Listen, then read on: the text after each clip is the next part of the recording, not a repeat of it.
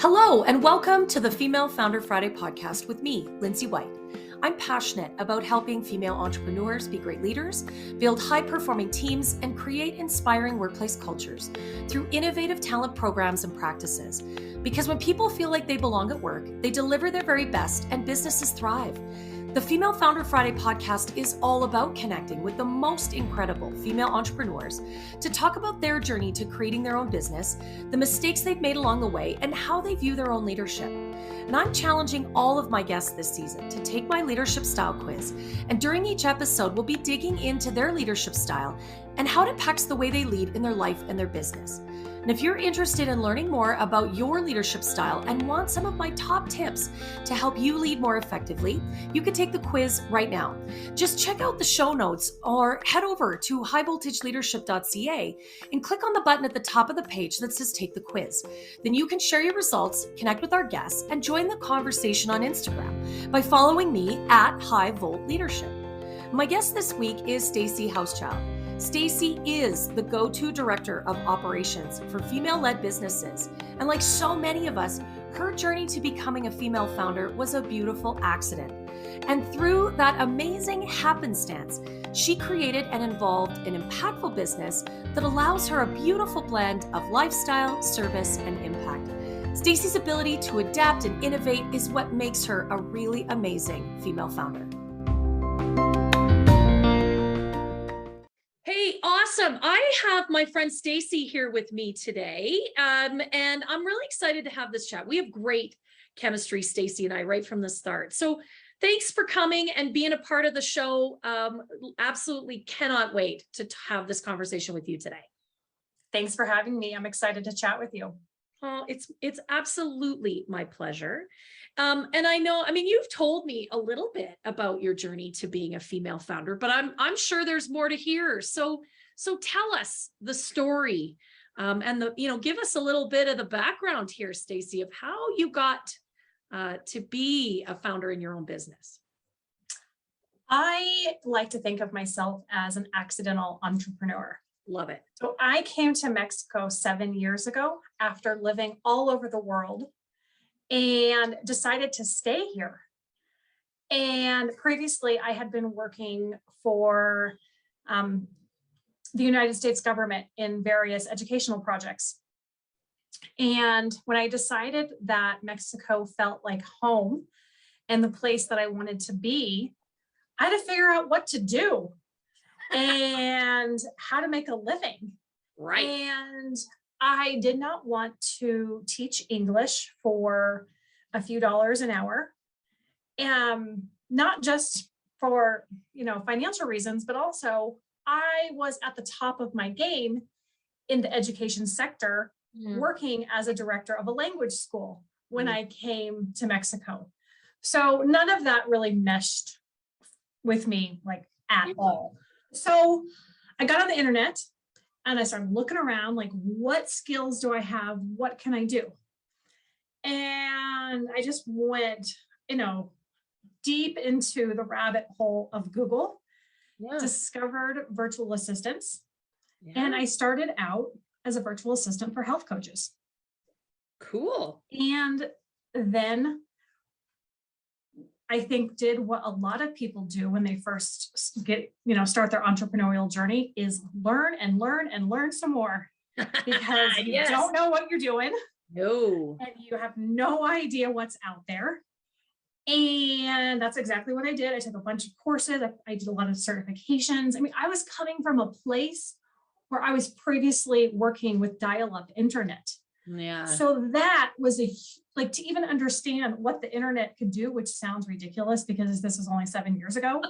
I'm not from the covered wagon days here. This is just 7 years ago, right?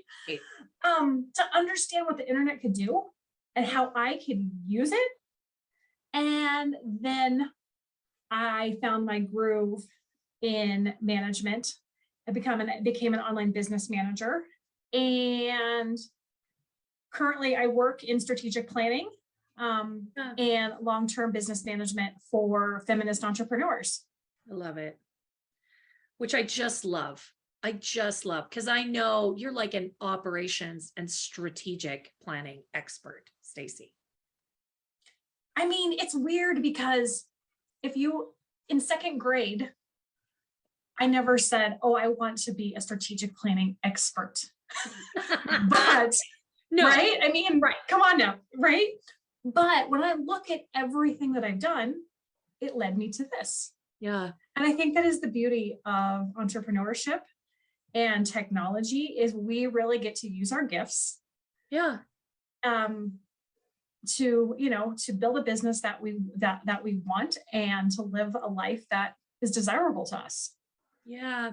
Yeah. You know what? I think you're right. I mean, did we even know, to be fair, when you and I were young, did these kinds of things even exist? No, they actually really didn't. We wouldn't have said we wanted to be what we are because we didn't know that thing was even possible. We didn't know that was even out there.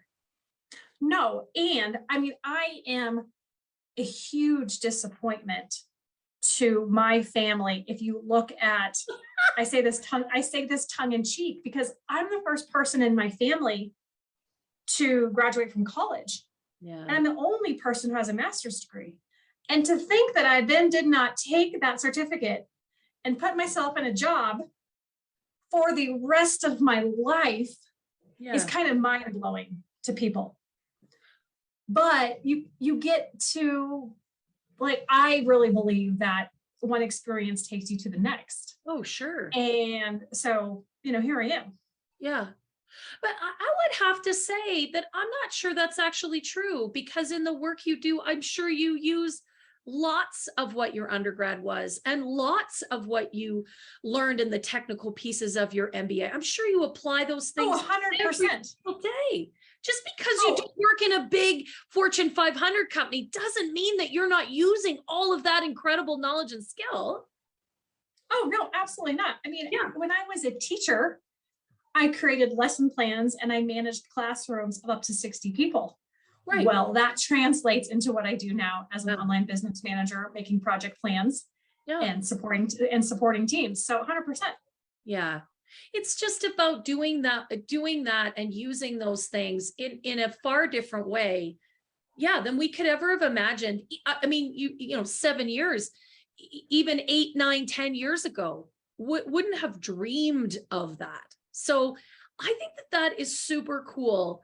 And one of the phrases that has been repeated to me a lot over the last few weeks is that being an entrepreneur means it's a school day every day, right? Like, you are always learning, you are always applying, you are always pivoting, you're always innovating and shifting things. And I think, you know, just the ability that we learn in our, you know, degree programs to dig in, to uncover, to investigate, to be curious, all of that sort of underpins what it means to be an entrepreneur.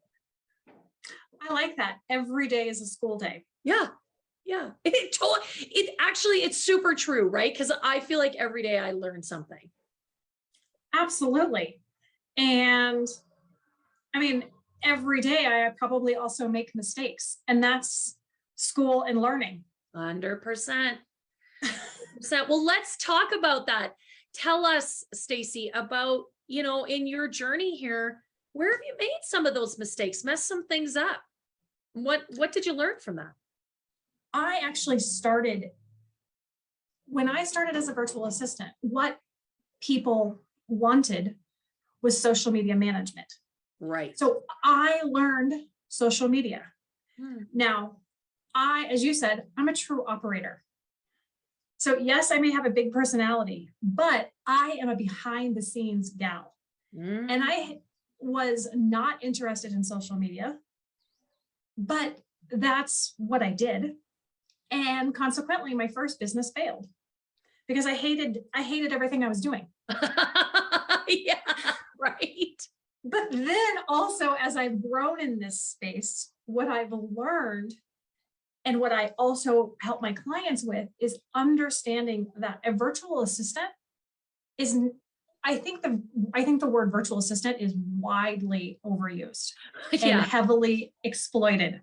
Yeah. And I like to divide business between front of the house and back of the house. So do we need front of the house marketing, visibility, PR people, or do we need back of the house client care operations people?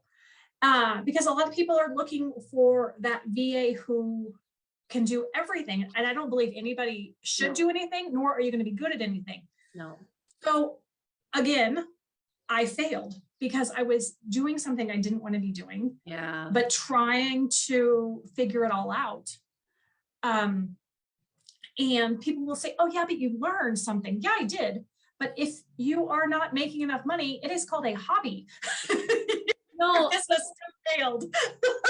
See, I think.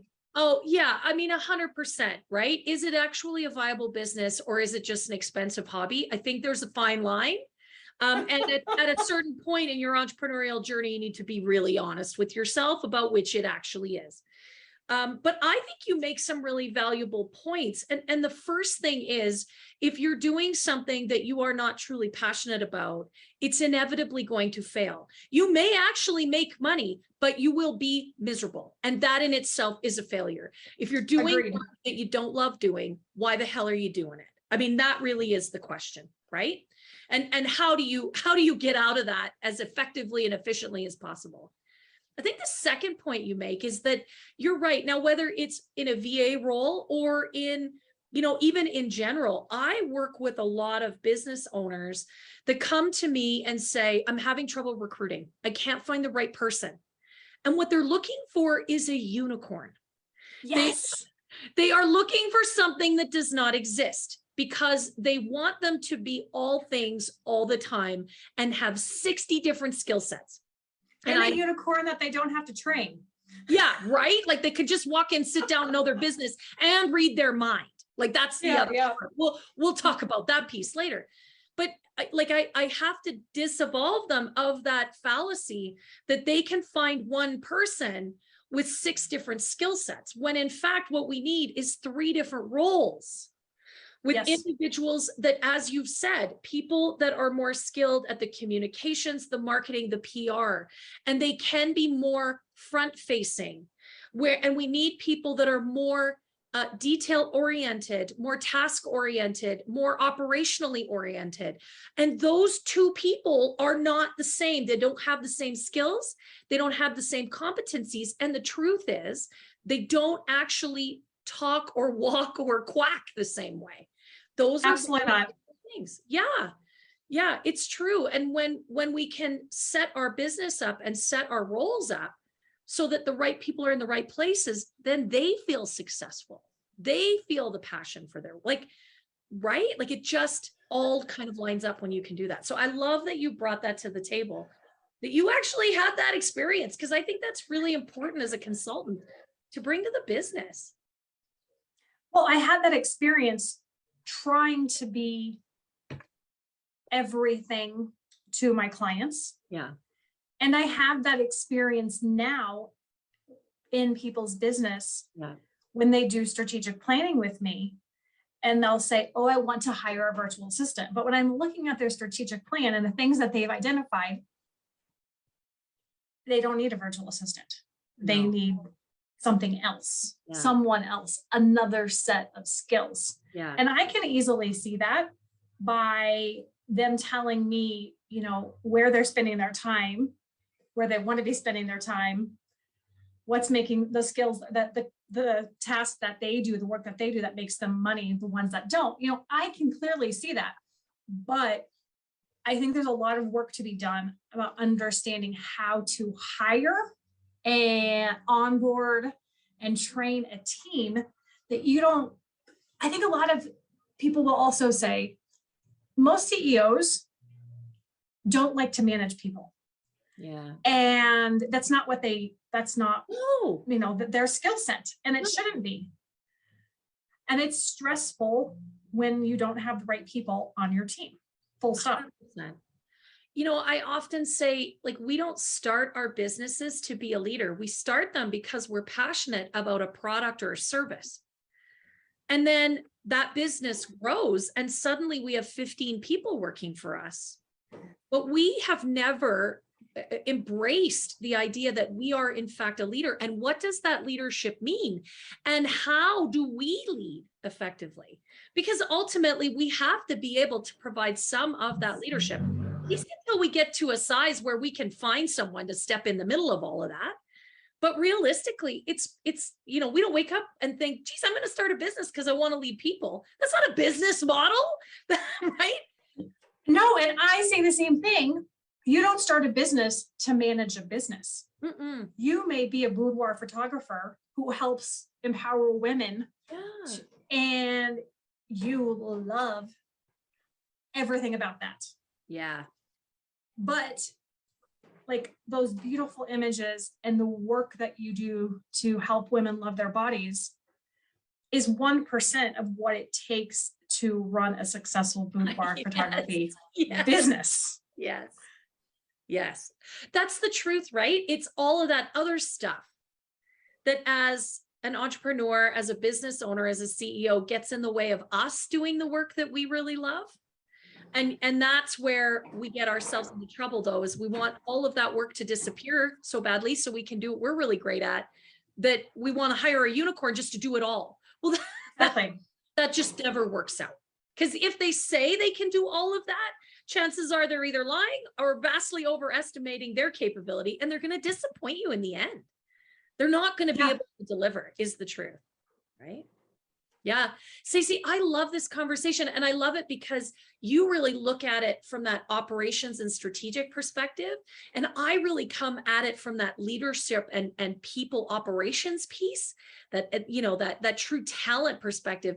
And the two of us bring in this conversation together, I just think is really beautiful because it's two sides of the same coin with a passion for female entrepreneurs right at the heart of it. And I absolutely love that. So you obviously learned a great big lesson in, that you were trying to be something that you really weren't meant to be. What do you, how do you bring that now to the female founders that you work with? So my expertise is in strategic planning. And what I like to say is saying no. That means that. If people work with me on a one-off, we are working to create clarity, direction, and a plan. To take all of their sticky notes and all of their butcher block paper and put it into an actionable plan that helps them meet their business and lifestyle goals. Yeah. And if they want to take that back to their team, great, because that will tell them what projects they're doing, when they're doing it, and who's going to be responsible for it. Oh, I love that. If they want to continue working with me, then I will come into people's businesses on a retainer. And I am responsible for their leading their team, building out the projects, adhering to deadlines, everything that takes the management piece off of the CEO. And the reason I say that part of my job is saying no is my mentor says a successful online business manager or director of operations is somebody who's not going to say yes, ma'am, is going to say yes, maybe. Yeah. And that all goes back to making sure that the CEO's vision, the person who's managing, and the team are all moving in the same direction. Yeah. And just because we have a good idea tomorrow doesn't mean tomorrow is the best time to give everybody organizational whiplash and implement the project. I am clapping. Yes. I am going to be the bearer of bad news, and I'm going to say, we don't have time for this right now because so-and-so and so-and-so and so-and-so are engaged in these projects that are at different stages of completion. Number one, have we thought about the external costs that this is going to, that we're going to incur to do this? And, I have a fun but firm leadership style, and I'm definitely not afraid to be like, I support you. This is freaking great for next quarter. Yeah. You know what? I love that because whether we are in our own businesses or, I mean, you and I have operated inside of large organizations. It's the shiny thing syndrome, isn't it? Right? That next cool, innovative thing. It's shiny, it's pretty, it's exciting. But you're right. We get, you said it, whiplash, because it's like, whoa, suddenly everything is shifted because the shiny thing becomes the most important thing. We have to drop everything to do. And the truth is that's exhausting. And it is a waste of time and money and other resources, including people's talents. And if I may, let me be fully transparent that this happened to me last week. Oh, I am not immune. And I had to catch myself. And I have put off an amazing project to be part of a book anthology until January 2023. Yes. Why I thought I needed to drop everything. And, you know, my marketing coordinator and I had just had August meeting. What's going, you know, what's on track, what's behind, how are we doing, all that kind of stuff, you know, and then all of a sudden I'm like pulling this out of my hat, like out of nowhere. And I was like, this, and then I had it like 2 days later, I was like, okay, Staci, this is not a good idea. And you know what? I hadn't even started and I was already exhausted. I was already anxious and I was already stressed. Yeah. Yeah. And I was like, why am I doing this to myself? That's so silly. So I've pushed it back. Yeah. Yeah. I had a boss that used to say, it's not no forever. It's just no for right now. And that is a phrase that is applicable in a lot of spaces. That doesn't mean that you, like, to be clear, Staci and I are not advocating that you have to say no to every new innovative thing, but that you have, if you have a plan and you have a strategy like Staci creates with her clients, that what you do is you take that new thing and you line it up with what's our strategy, what's our plan, how are we executing, what are our resources, including your talent, right? Like, how are your people resourced here? And then you can say, yes, this is the right time. No, it's not. How is this, you know, how is this impacting the strategy? What is the level of significance here? And does it fit better at another moment in time? Like, we're not saying you can't ever do fun, cool, creative new things. You have a plan and a strategy that helps you define when those things are the right things to do and when they're not. And I think, you know, that's, as entrepreneurs in particular, Staci just said it, we can all get caught up in the shiny thing syndrome pretty easy. Yeah, 100%. And I really do believe that structure creates more creativity, because if you have certain things in place in your business and things are trucking along, you do have that space for creativity and unexpected creativity if the time is right. But going back to what you said, if the time is not right, it's just no for right now. Yeah. Yeah. I love that. And I just said this morning in a meeting, I'm going to be 46 years old here soon. And I'm still learning how to use no as a complete sentence. And everybody in the room laughed. But it's true. I mean, we, you know, for many of us, we're say yes people, and then we figure it out on the back end. And that leads to some of that chaos, to that stress, that anxiety, that burnout, right? You said it. I mean, I think you articulated it beautifully. And if we can just adjust the way we approach it, if we can temper our enthusiasm with the structure and the strategy, that's when we can really make great business decisions. 100%, 100%. I mean, are books not being written in 2023, Staci? No, it's like clearly books are going to be written right in 2023. Like, rein it in. Yeah. Do what you're doing right now. Yeah. Because it's already working. Yeah. And you want to bring those projects to fruition and then start something new. Yeah.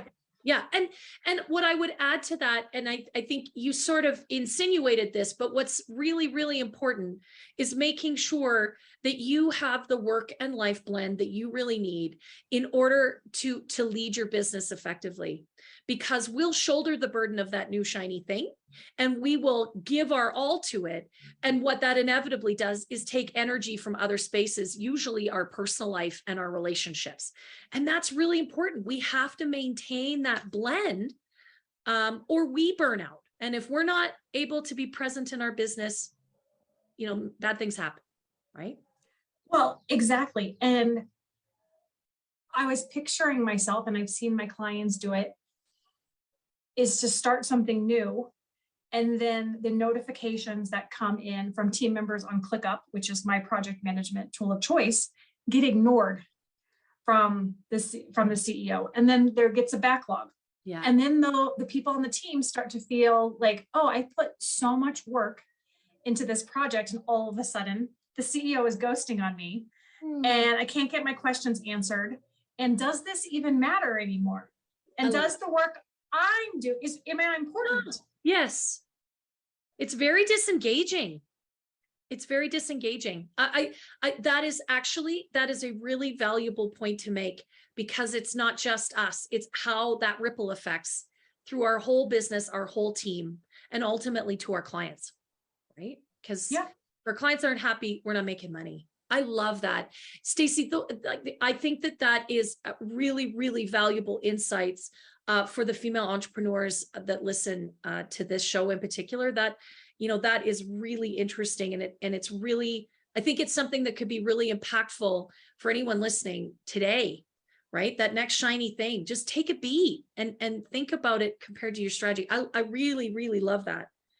I'm going to ask Staci. She's taken my leadership style quiz, and I'm going to talk with her in a moment about her leadership style. She's already alluded to it a little bit, but if you want to know what your leadership style is, if you want to sort of compare to what Staci's going to talk about here, you can find the link to my leadership style quiz in the show notes. You can also go to highvoltageleadership.ca.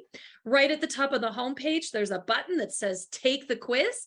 And you can do that, and I will send you a report with your leadership style, as well as some of my top leadership tips that you can really implement as a female founder and a leader in your business right now. But Staci, tell me, what's your leadership style, and what does that mean to you? I have a supportive leadership style. Love it.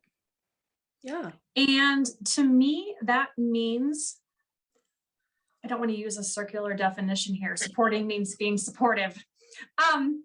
Being a supportive leader means being there for my team members and the CEO. Mm-hmm. And it does not mean always saying yes all the time. No. For me, it means empowering them. Mm-hmm. And I think one of the things that probably shines through that I'm thinking about is, and one of my team members said this, is that Staci cares about how we perform in work and how we're doing and how we're doing at home. Love it. And that is true. And I will ask all of my team members during team meetings, is there anything happening in your personal life that you want to share, or is there something that may affect how you're going to be working, in the next month? Yeah. Because let's be real, we live in a time now where there is huge overlap. And I want people I work with to know that, yes, deadlines are important. We're all moving towards we're moving in the same direction. But you also deserve to have a life outside of work. Yes. And and if there's, and I want to support you to do that. Yeah. Yeah, I really, I think that is so beautiful. And I love that supportive leadership style and you use the word empowering. And I think that's beautiful, like empowering, but also with that, you said circular conversation, but with that support, with knowing that they're held, knowing that there's a foundation. So they can move forward, they can feel like they can get things done, they feel like they can do what they need to do, but they know that you're right there behind them. And I think that is so powerful for people. And you know what this makes me think about that I didn't think of initially is something that is incredibly important to me, is that the leaders and the CEOs of the businesses I work in feel that they are supported enough to take a business-free vacation. Yeah. That is huge for me, because I believe in time flexibility. And I have come into teams where the CEO is afraid to give up access to her email. Mm. And then, flash forward 6 months later, and her partner surprised her with a Disneyland vacation for her birthday. Lovely. And she's like, I didn't know about this. And I was like, okay, cool. Like, what do we need to do to prepare? Nothing. Just go. Just go. And we had it all taken care of. And that to me is, I love that. Because I know that I'm supporting women outside of work as well. Yeah. Yeah. And I mean, you've made this point all along.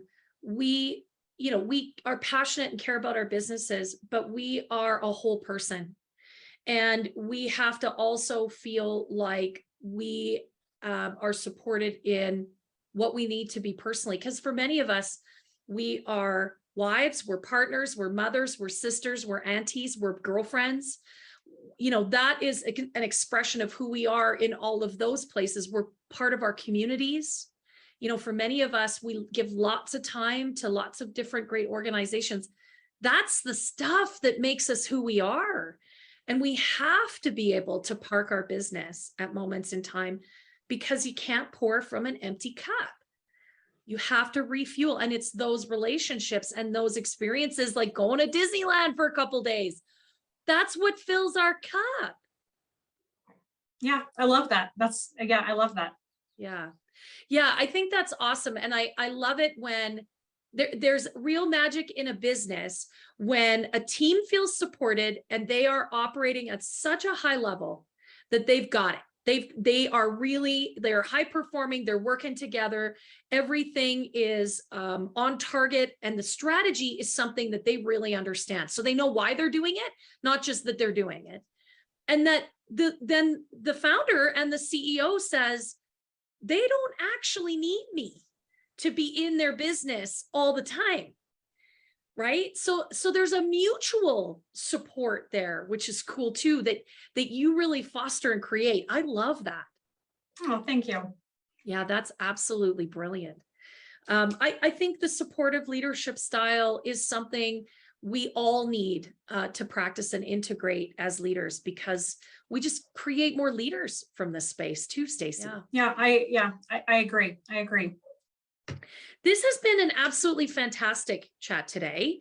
And some really interesting nuggets have come out of this conversation that I'm excited to share. Thank you so much for spending some time with me this afternoon. I really appreciate all your thoughts and your insight. Thanks for having me. You are a vibrant, shining light of joy, and I think that you are so much fun. So thanks for having me. Thanks, Staci. That's really lovely of you to say that.